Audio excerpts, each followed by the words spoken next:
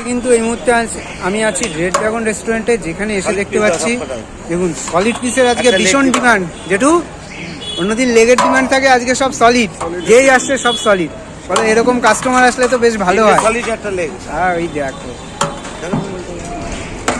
এই হচ্ছে কিন্তু বিরিয়ানি। দেখুন 150 টাকায় আনলিমিটেড বিরিয়ানি, যতক্ষণ খুশি। আলুগুলোর সাইজ দেখেছেন? যেটু এরকম আলু যদি কেউ একটা খেতে চায় দেওয়া হবে? বসে গেলে একটা করে দুটো দিয়ে দেবো, মানে রাইস আলু যেখানে আনলিমিটেড।